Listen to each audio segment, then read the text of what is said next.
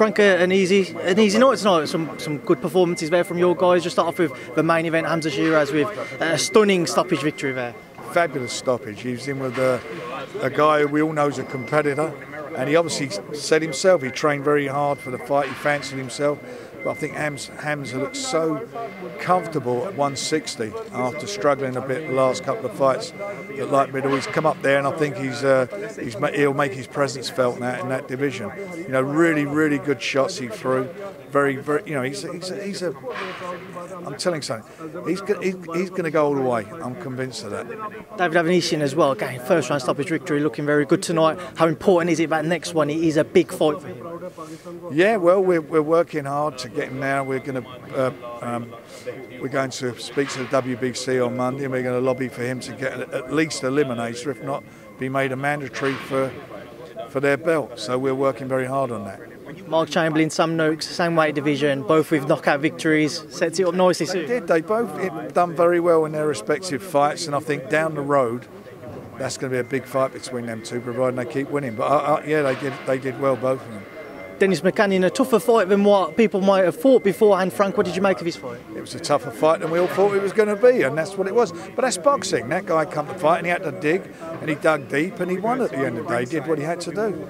Just two more for me, Frank. Obviously, you've got Zach Parker's fight with Demetrius Andrade now. It's May 21st at Pride Park, and you've put on the offer where any ticket bought £10 you will be donating straight to the administration situation currently going on there. Just talk to me about that, how happy you are to deliver that for Zach at the club he supports. I'm very happy to deliver it for Zach. That's why we won the purse bid.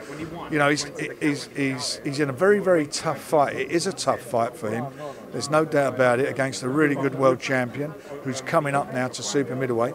But I think, you know, Zach is a very tall and big super middleweight, very big super middleweight, and I just fancy that he has. I think he's got the tools to do the job, and hopefully in front of his home fans and all those Derby County football fans as well will come out to support him and their club. I think it'll be a good night for him. Do you have an idea attendance-wise what you're aiming for? Fill it up. And final one, there's some reports and rumours that a Parker-Joyce fight might be close. Anything you can fill us in on? Nothing at the moment is done as far as Joe's concerned. We're waiting to get his clearance for his broken arm, and then we'll work on it. Thanks, Frank. Right, all good? Done? Can I just ask a question about from Boxing UK? The sparring footage of AJ and Joyce is leaked out. What are your thoughts on that, and should that have been something that happened? Well, it's a mystery why it's been leaked, isn't it? But I'm sure it's been leaked for a certain reason. I don't know how old that footage is. All I know is they're both in their 30s now. You've got to look at what they've done over the last few years. You know, Joe's done extremely well for himself. He's got himself into the #1 manager position.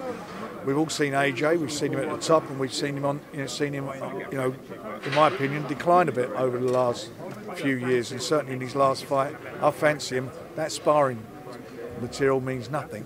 It means absolutely nothing today. Where you look what these two guys are. Sparring material I'd like to see. I'd love to see the sparring between AJ and Daniel Dubois. Whatever happened to that? Talking of Daniel Dubois, what are the plans for the heavyweight prospect at this point? Any idea when he'll be up next with the Trevor Brown fight? Press conferences are the purse bids are on Monday. All the best with that, Frank. Thank you. Frank, Anthony Yard has said he'd like to be on the card for Fury White. Is there any news on that?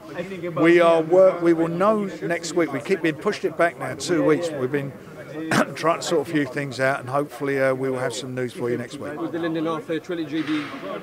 Not interested in that. One last one, Frank.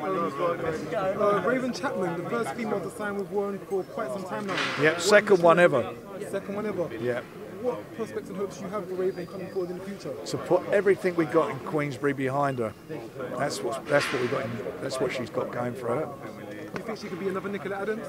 I hope so. You know, Nicola done extremely well. Why shouldn't she be? I mean, we'll work very hard to give her the opportunities, and hopefully she'll come through and deliver.